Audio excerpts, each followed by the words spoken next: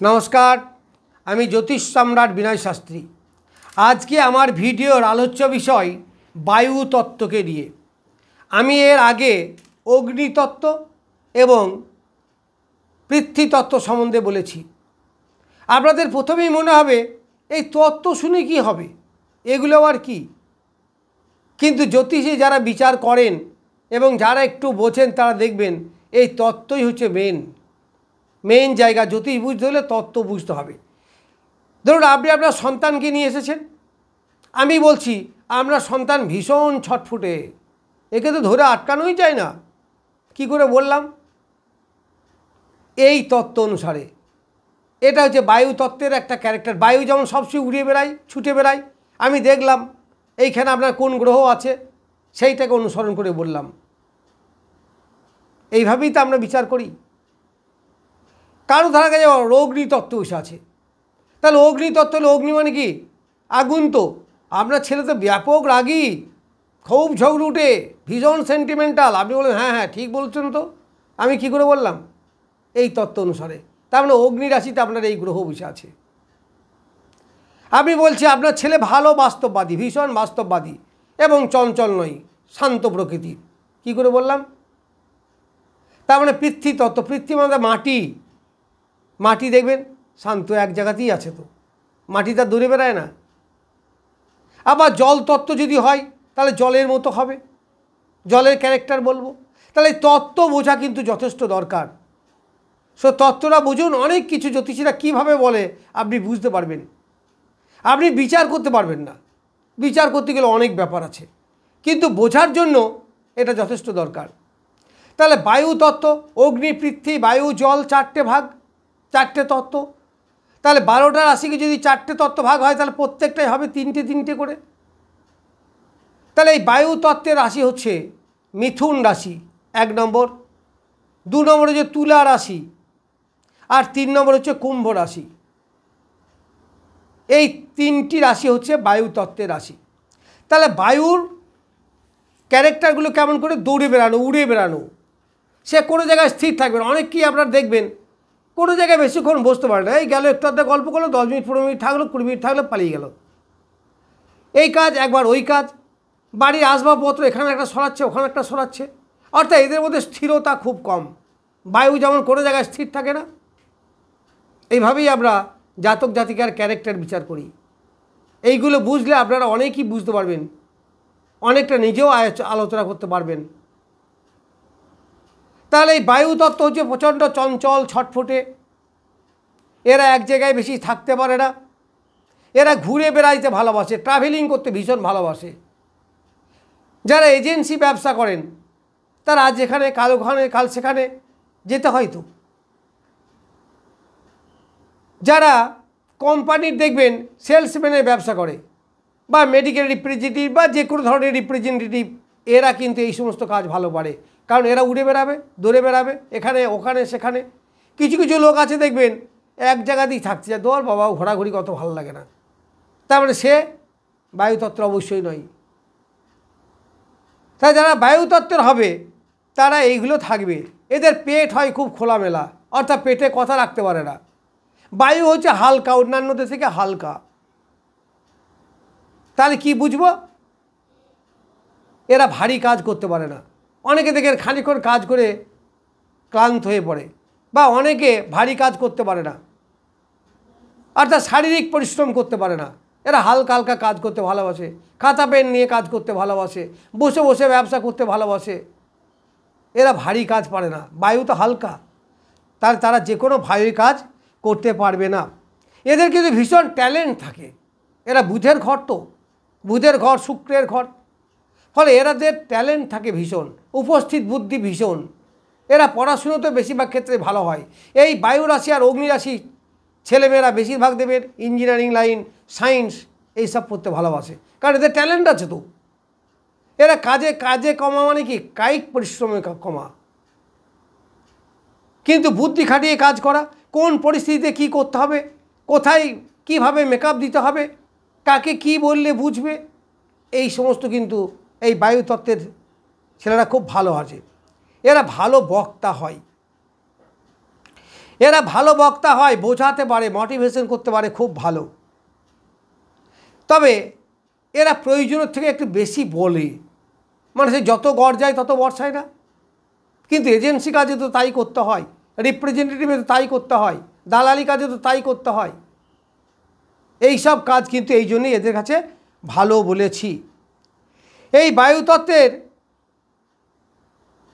ছেলেরা ভালো প্রচারক হয়, অর্থাৎ এরা অ্যাড করতে পারে ভালো। ধরুন আমার কাছে কোনো ক্লায়েন্ট এলো, আমি তাকে যা বললাম তার কতটা ভালো লাগলো সেটা পরে, সেই নিয়ে আমি আলোচনা করছি না। তার যা ভালো লাগলো সেটা কিন্তু সে 5 জনকে বলবে, আমি অমুক জায়গায় দেখা দেখিয়েছিলাম, উনি এই বললেন, ঠিক বলেছে। আবার অনেকে জানলো শুনলো, গিয়েছে এই কথাটা বললোই না কাউকে, চুপচাপ। এরা পিতৃতত্ত্বের লোক। তাহলে আমার সামনে যখন এসে বসবেন, আমি কিন্তু আপনার এই ছক দেখেই বুঝতে পারবো যে আপনি মানুষ হিসাবে কেমন। সবসময় তো সব কিছু বলা যায় না, আর মানুষ এখন খারাপটা শুনতে চায় না। কিন্তু আমি মনে করি জানেন, যে জ্যোতিষের কাছে গিয়ে আগে খারাপগুলো শুনবো। কেন শুনবো না? আমি সেইগুলো থেকে সাবধান হতে পারবো, তাহলে আমার বিপদ থেকে আমি কিছুটা রেহাই পাবো। এইবার ভালো কী কী আছে সে তো ঘটবেই, সেগুলোও শোনা দরকার আছে। কিন্তু বিপদ যাতে কাছে না আসতে পারে, আমি সমস্যায় যাতে না পড়ি, বা আমার চলার পথে কোথায় কোথায় সমস্যা আসতে পারে সেগুলো যদি আমি জানতে পারি। আমি জানলাম এই দিকে যাচ্ছি, কোনো একজন বলে এইদিকে যেও না, গোলাগুলি হচ্ছে, মারামারি হচ্ছে, তাহলে আমি কী করলাম? এই খতরা পেলাম বলেই তো আমি সেই রাস্তা যাবো না, অন্য রাস্তায় যাব। তাহলে এই যে বললো তাকে আমি গালাগালি করব না? আমি বলবো যে যাক ভাই, ও বলেছে ভালো। দেখবেন অনেকেই মোটরসাইকেল চালিয়ে যাচ্ছে, ওখানে পুলিশে ধরছে, আর গেল না কেউ। তাহলে এই যে আপনি আগে জানতে পারলেন, সেই জন্য আমি কি পুলিশটাকে এড়াতে পারলেন, না হলে তো ফাইন লাগতো। তাহলে এই আগে জানতে পারা, আগে সতর্ক করা, এটা কিন্তু আমি খুব দায়িত্ব সহকারে বলি যে আপনি সতর্ক হন, তাহলে আপনার বিপদটা হবে না। জানি না, অনেক আবার এগিয়ে যেতেও পারে, কে কীভাবে নেয় বলা তো মুশকিল। যাই হোক, ওই প্রসঙ্গে যাচ্ছি না। তারপর আমি বললাম এদের কিন্তু একটু অ্যাম্বিশন থাকে ভালো। এরা যে কোনো জিনিসকে দেখে অনেকটা শিখে নিতে পারে। আমি বলেছিলাম ট্যালেন্ট আছে এদের, এইগুলো কিন্তু এরা পারে। তবে লং টার্ম ধরে কোনো কাজ, একঘেয়েমি কাজ করতে এরা একদমই পছন্দ করে না। এদের জীবনে বড় পরিবর্তন আসে, আজকে এটা করলো, কালকে আবার অন্য একটা কিছু করার চিন্তা করলো। আজকে সকালে এটা ভাবলো, সন্ধেবেলায় বললো না ওটা আর করবো না, এইটা করি, এইটাই মনে হচ্ছে ভালো হবে। এই যে মতের পরিবর্তন, এইগুলো কিন্তু খুব হয় এই বায়ুতত্ত্বের লোকেদের। তাহলে বায়ুতত্ত্ব আমি বললাম কটা? 3টে বায়ুতত্ত্বের কথা বলেছি। একটা হচ্ছে মিথুন রাশি, 2 নম্বর হচ্ছে তুলা রাশি, আর 3 নম্বর হচ্ছে কুম্ভ রাশি। তাহলে বায়ুতত্ত্ব তো 3টে, তা সবার ক্যারেক্টার কি একই হবে? তা কিন্তু হবে না। কেন হবে না? দেখুন, বুধের অধিপতি কে? বুধের অধিপতি হচ্ছে, মিথুনের অধিপতি হচ্ছে বুধ। তাহলে বুধ তো বালক গ্রহ, বুধ ছটফটে, বুধ চঞ্চল, বুধ অস্থিরতা, বুধ অনেক মিথ্যা কথা বলে। বাচ্চা ছেলে তো, এরা চকলেট খেতে ভালোবাসে, এরা খেলাধুলো করতে খুব পছন্দ করে। তাহলে এই মিথুন রাশি যদি হয়, তাহলে এর যে বায়ুতত্ত্ব, সেই ছেলেগুলো কি হবে? আমি যেগুলো বললাম, বালকত্ব থাকবে, খেলাধুলো করতে ভালোবাসবে, চকলেট খেতে ভালোবাসবে। ছোটোতে বড়, অনেক বড় হয়ে গেছে দেখবেন, তবু বাচ্চা নিয়ে খেলা করতে ভালোবাসে। সে কোনো বাচ্চা খেলেই তাকে নিয়ে খেলতে পারা, তাকে নিয়ে মজা করা, এগুলো পছন্দ করে। এই মিথুন রাশি আবার সত্যগুণী রাশি, সত্য রজতম, অগ্নি পৃথ্বী বায়ু, চর স্থির দেবত্বক, স্ত্রী পুরুষ, সম অসম, সম বৈষম, অনেক ভাগ আছে। এগুলো জ্যোতিষীরা জানবে। তাহলে সত্য মানে কি? সৎ। তাহলে এই রাশির লোক যারা হয় তারা অনেকটা সৎ হয়, তারা সৎভাবে জীবনযাপন করার চেষ্টা করে।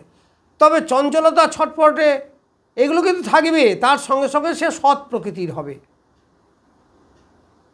আর দ্বিস্বভাব বলেছি, দ্বিস্বভাব মানে যার মধ্যে অনেক স্বভাব আছে, কখনো সে চঞ্চল, কখনো সে স্থির, কখনো সে চুপচাপ, কখনো বেশি কথা বলছে, এই গুণগুলোও তার মধ্যে থাকবে।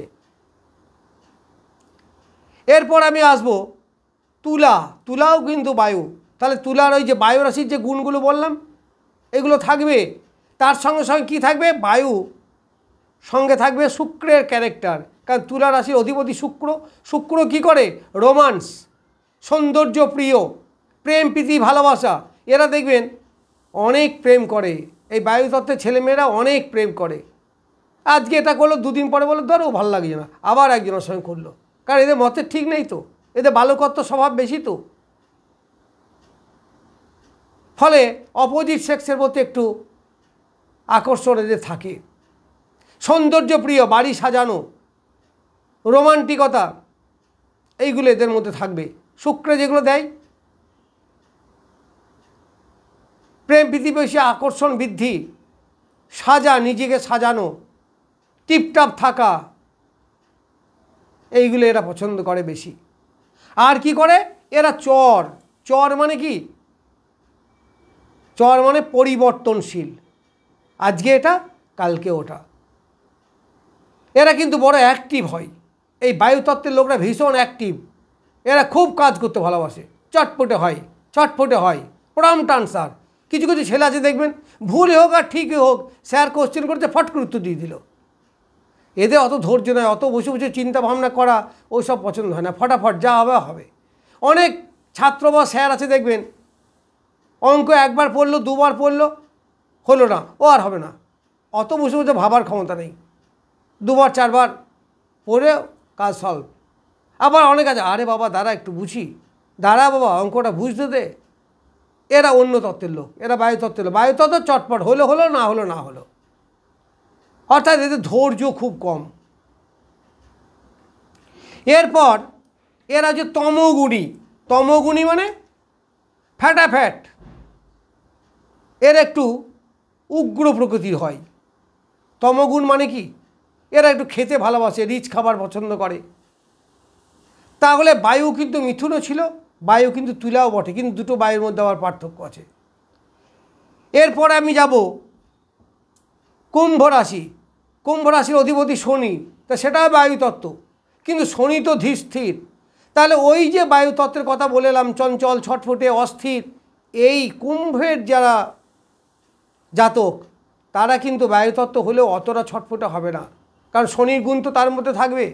আর তাছাড়া এটা রজগুণী, এদের মধ্যে একটা রাজকীয় ভাব বেশি থাকবে। দেখবেন যারা কুম্ভ রাশির লোক একটু সাজতে ভালোবাসে, টিপটপ থাকতে ভালোবাসে, এটা রাজার গুণ যার মধ্যে আছে। এর একটু রিচ খাবার পছন্দ করে, ভালো খাবার, স্টাইলিশ খাবার, সুন্দর খাবার, যা বিরিয়ানি টিরিয়ানি এই ধরনের খাবার, এইগুলো পছন্দ করে। এরা স্থির রাশি, কুম্ভ রাশি স্থির রাশি। স্থির রাশি হলে তারা কিন্তু অত ছটফটে হবে না। তাহলে বায়ুর গুণ মনে হবে যেন এই কুম্ভ রাশির মধ্যে খুব একটা তো নাই, আছে কিন্তু তার বহিঃপ্রকাশ কম, কারণ রাশিটা স্থির রাশি। স্থির মানে কি? সে তার ধৈর্য আছে অনেক। রজগুণী মানে তার রাজকীয় একটু ভাব থাকবে, লিডারশিপ কোয়ালিটি থাকবে, একটু দাদাগিরি করার টেন্ডেন্সি থাকবে। তাহলে আপনার মনে হবে যে বায়ুর কথা যেগুলো বললেন কই এর মধ্যে নাই, তো সত্যিই তাই। কুম্ভ রাশির মধ্যে বায়ুতত্ত্ব হলেও কিন্তু গুণগুলো একটু বায়ুর অতটা প্রকাশ এখানে পায় না, কারণ শনি তো ধীর স্থির, শনি তো স্লো মুভিং গ্রহ।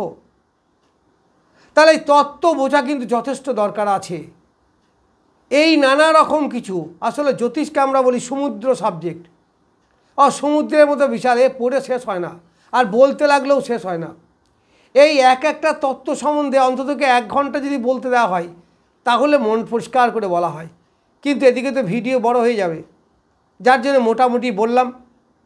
আর বাকি থাকলো অগ্নি, পৃথ্বী, বায়ু হয়ে গেল, জলতত্ত্ব। পরে আবার জলতত্ত্ব নিয়ে আসবো। নমস্কার, আজ এই পর্যন্তই।